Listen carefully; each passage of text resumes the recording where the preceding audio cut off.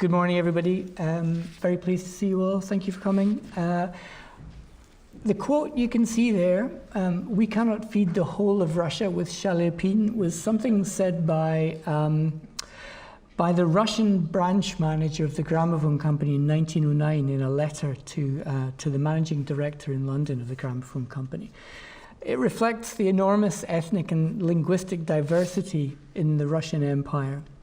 But it also indicates a moment when the Gramophone company was required to veer away from the things that they themselves could understand or evaluate, the recordings that they felt they understood, the opera and the kind of grand traditions and so on of Europe.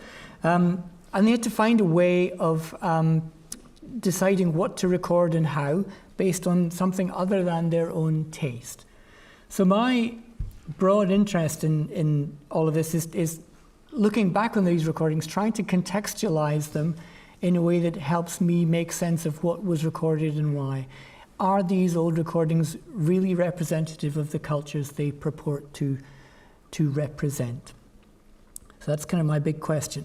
How do you do that when you yourself don't understand the market or how to produce the products that the market might want? So I'm looking at in part the kind of artists and repertoire selection, the A&R process 100 years ago. And if we can understand that, it might help us understand what we hear in those old recordings and the ways in which the process might have influenced what we're hearing and how that might help us make sense of them. So that's my starting point. And I think many of us have assumptions about how this thing would have happened, and often they're reasonable assumptions, but I wanted to look as far as I could at the evidence that it survives to see, to test us. There's a button I'm not pressing. If you click on the screen where the PowerPoint is, it'll let you through. If I click on what? If you click on where the PowerPoint is, it'll let you take it selected. Thanks.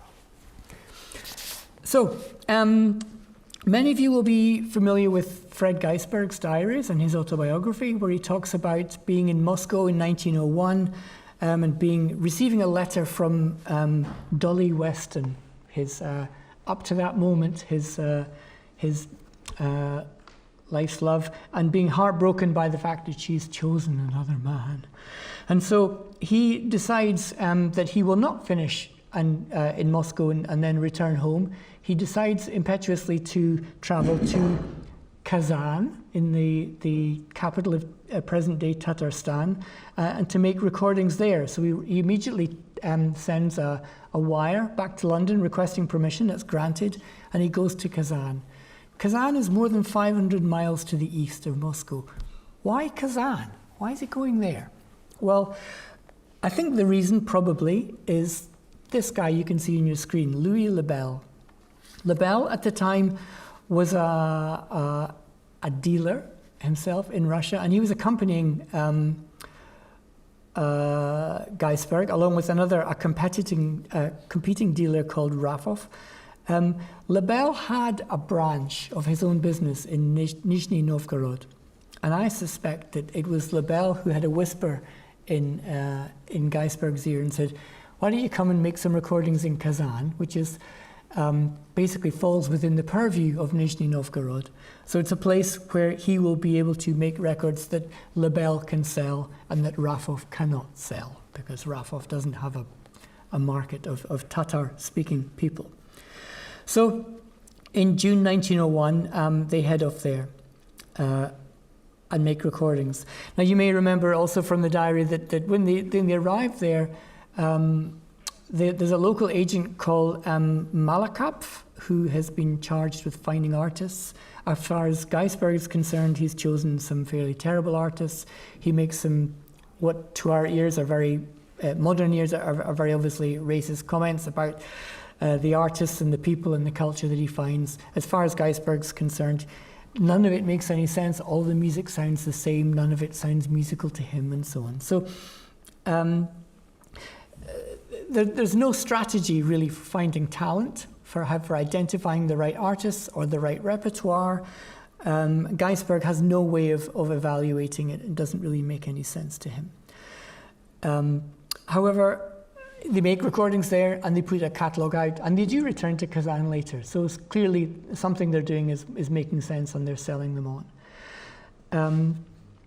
Lebel had another branch to his company in Tbilisi, in the Caucasus. And so in February the next year, 1902, the Gramophone company sent someone down to make recordings in Tbilisi and in Baku, which again is the kind of purview of Lebel's branch there. And they had to decide what to record there. They had to find whichever artist they could. They sent William Sinclair Darby to make the recordings. They relied on whatever recommendations they could find. There's no record of a local agent there, but presumably they did have some contacts who made recommendations. Two of the artists they recorded were, you can see on your screen, Said Mir Babayev and Bagrat Bagramyans, or sometimes Bagramov as he's known. Another artist they recorded was a Georgian singer, Ya Kargarateli, who was the first Georgian soloist of the Tiflis opera. He recorded Georgian folk song, so it's the earliest commercial recordings of Georgian polyphony, but he was first and foremost really a trained singer in the Western tradition. So there was no attempt, as far as we can see, to reach out into the hinterland of the Georgian community and find choirs from other parts. That would happen in subsequent recording trips, but at this point, they were recording. Where do you go? You go to the opera house and ask, who wants to be recorded. Some of the artists, interestingly, on that recording trip, quite a large percentage were recorded anonymously. So in the catalogue of the time, it simply says male vocal or male or female singer or female duo. Very likely the reason for that is that the artist was very ambivalent about whether they would want to be recorded, and they hedged their own bets by saying, well, okay, I'll agree to be recorded and I'll take your money, but I don't want anyone to know that I was recorded because I don't know at this stage what effect this will have on my reputation. If I sell my cell in this way, will somebody say, well, I'm never going to hire them for my wedding, I'm never going to attend any performance they give because I already have their material at home. I've bought their records. I don't need to hear them again. So that's one possibility of why that happened. And there are many anecdotal stories still. Particularly, I encountered them among musicologists in Baku about the Azerbaijani musicians of that time who refused to be performed, to be recorded at that time. Or they may have just done it anonymously in that way. So how did the company organize and understand what they had recorded? They'd made these recordings of Georgian singers, Azerbaijani, Armenian performers, but how did they then, you would need to say, okay, you have a jumble of recordings, but how do you understand what you've made, and how do you market it, and how do you then develop a feedback loop? Just done it anonymously in that way. There's a feedback loop. So how did the company organize and understand what they had recorded? They made these recordings of Georgian singers, Azerbaijani, Armenian make sense of it? Well, the company had its own way of organizing its international catalogue around throughout Europe. Pressing the wrong buttons again. And I think they applied it in a methodical way in terms of understanding what they had. So within the broad European world, they had separate catalogues for different languages, for languages that different material were sung in, and you'll all be familiar with this. So there's an English language catalogue, a German catalogue, French, Italian, Dutch, and so on. But they also had categories for the types of ensembles and types of music they were recording. In addition to the common European languages, they had what essentially was a miscellaneous catalogue. Anything that was not written in the Latin script and was not written in the Cyrillic script was put in what they called the Orient catalogue, which is the miscellaneous catalogue. It's everything else. So if it's written in the Georgian or Armenian or Arabic scripts, for example, or anything else, Hebrew, it would stuffed into the Orient catalogue. But the Orient catalogue, like all the other gramophone catalogues, was organized according to the numbering system you can see, or the taxonomy that you can see there. And this is a useful way of understanding why something might be popular. If you release something, an Armenian record, it features a choir, it seems to sell well, I guess Armenian choirs are popular. Let's record more of those next time we come back. If it's a solo male vocal and it does well, if it's a bassoon and it does badly, well, let's not record any more Armenian bassoonists. So that's the broad system that they have. If you don't understand a culture and you're not curious about the culture, how do you manage a catalogue in the future? So that, I think, is the broad way of doing it.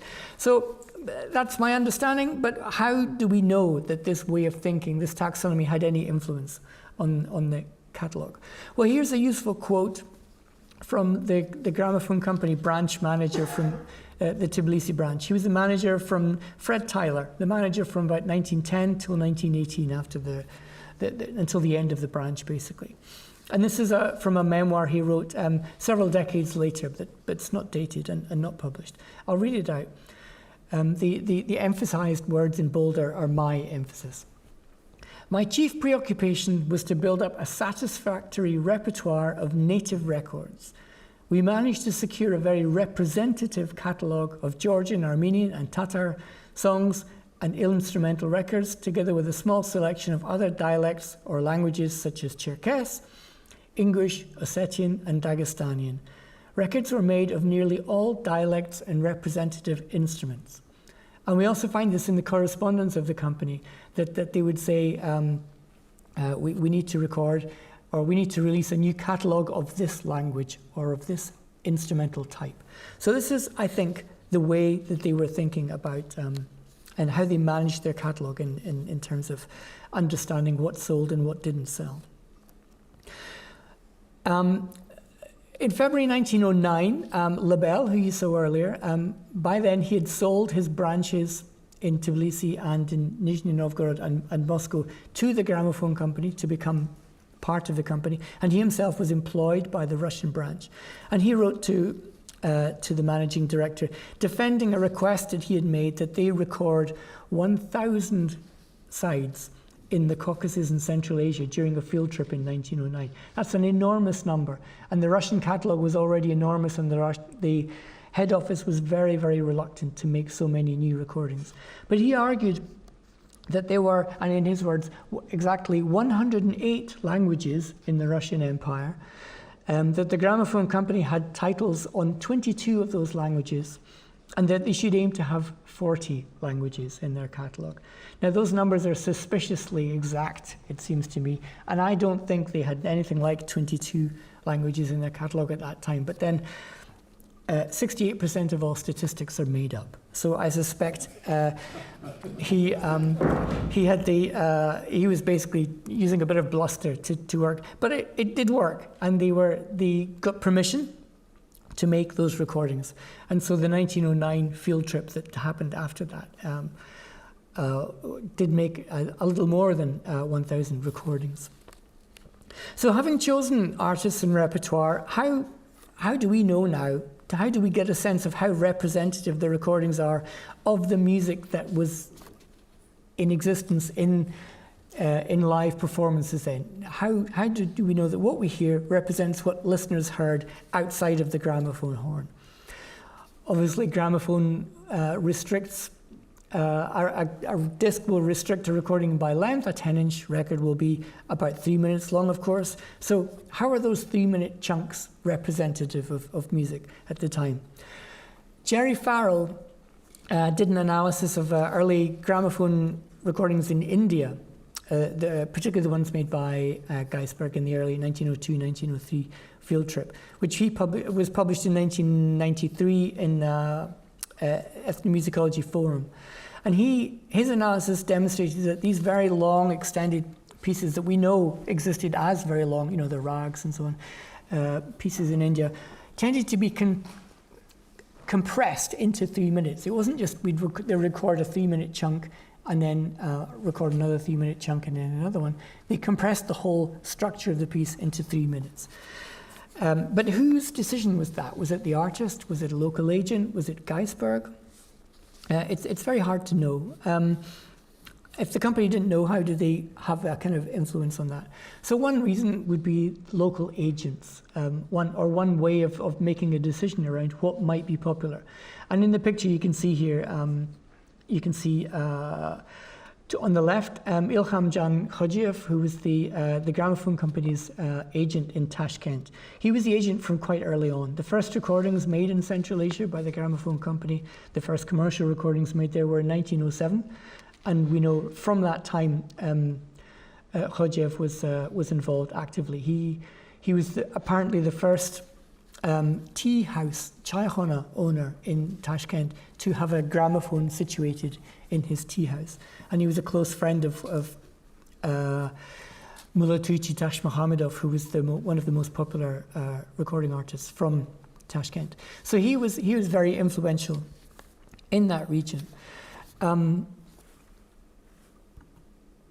You can see here on the right-hand side the second list of double-sided discs of Caucasian recordings. Up to 1909, gramophone recordings in the whole of Central Asia and the Caucasus had been single-sided only, but the company were very well aware that competing companies, illegal counterfeiters, had been finding gramophone sides and had been publishing them illegally as double-sided discs. So there was a high pressure on them to do that.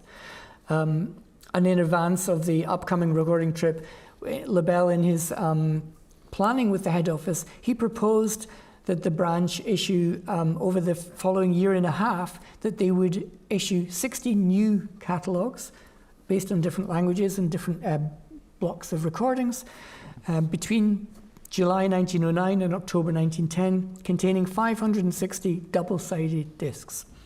So did that have any effect on what we hear?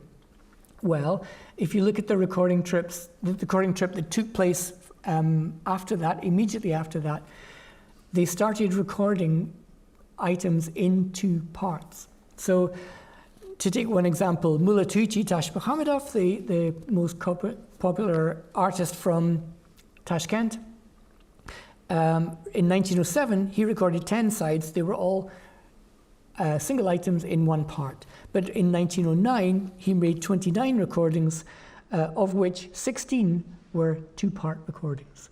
So part one and part two. So clearly, they were responding artistically to the technological evolution of the recordings. Another useful quote about location and where they recorded is the one you see in front of you. So the Gramophone company initially followed the railway in Central Asia and the Caucasus. They were recording in very hot, very challenging climates, traveling over enormous distances, and they followed the railway. They began with a small number of large cities in the Caucasus, Tbilisi and Baku, in Central Asia, Bukhara, Samarkand, and Tashkent. But with each successive recording trip, they branched out a little further and they pushed a little wider. This quote, though, gives you a sense of the desire and the conscious plan to push beyond the railway. It's quite long, but I'll read it out. This is from Fred Tyler, the branch manager. After he'd been in post for 1 year, he wrote a kind of general report of his findings and his plans back to head office in London. And he's talking about the growth of the company. He said, perhaps the greatest increase can be looked for in the Trans-Caspian territory, meaning Russian Turkestan, basically, Central Asia, which is a comparatively new field for the gramophone business and where there are yet to be tapped several large and more or less populous districts lying wide of the railway line. To open up these districts, I have made arrangements with our representative in Tashkent to send out his native assistant with a supply of motors and records carried on horses or donkeys. He is instructed to give a concert in each town or village and afterwards to sell his stock as may be possible or to take orders. I have great hopes that this will lead to a considerable addition to the business, and as there is a wide field lying beyond Tashkent to the borders of Western China, which has so far been untouched. So after this, in the 1913 field trip, they, for the first time, branched as quite widely away from the railway. They sent the recording engineer Edmund Pierce to the northwest as far as the Chinese border. This was from Tashkent to the Chinese border and back, was a round trip of 2,000 miles. It took 2 months, and he recorded 63 sites in 5 locations. So this was a very serious undertaking, and whether he had intended to record 1,000 recordings, I don't know. Perhaps 63 was all he could find. But it was a very serious undertaking. And you can see here one of the recordings he made on that trip.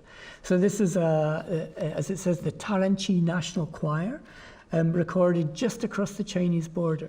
Now, China was the territory, in terms of sales, was the territory of the Victor Company, not of the Gramophone Company. So this could be seen as a incursion into someone else's territory. But the recording is one of the few recordings made in what we now think of as Xinjiang, of the Uyghur population. So today it's historically very important. In terms of the relationship of the company with artists, up until 1909, all the artists were taken on a session fee. They were paid a single amount, a one-off fee. But from 1909, after competition from other companies, particularly Pathé, but also the Premier Company, Sport Record and Extraphone, the company started signing contracts with its higher prestige artists. So session fees bought performances, but contracts bought exclusivity. And that was the key thing. Not all of the artists signed on contract were given a royalty, but every single one of them was required by pain of paying a fine to sign an exclusive contract. Finally, how do we know anything about who was popular and who was not? Well, there's very little sales information, but we have some clue. Some artists or some titles stayed in successive contracts, to successive catalogues for many years, so we know that they were popular. Some artists were signed to contracts, so we know that they were popular. Some artists were made repeated recordings. And the one you see on the right, who we saw earlier, Bagarat, fulfilled all 3 of those requirements. He made repeat recordings on every single trip to the Caucasus. He was signed to a contract, and we know that his side stayed in the catalogue for a very long time. Said Mir Babayev, on the other hand, only made recordings on 1 occasion. Does that mean he wasn't popular? Well, it may do, but there's another reason he didn't make any further recordings. He performed in Baku. He was a wedding performer. He made recordings in 1902 and 1903. No recordings after that. But one reason for that is that he was given as a gift, as a performer at a wedding, a small patch of land outside Baku where he struck oil. He turned out to be a very good businessman. He became a millionaire. He built an enormous mansion in Baku, and he then went out of his way to buy up all the copies of his own recordings he could find to destroy them, because he no longer wanted to be known as an artist. He wanted to be known as an oil tycoon, and he had every right to do that. Thank you.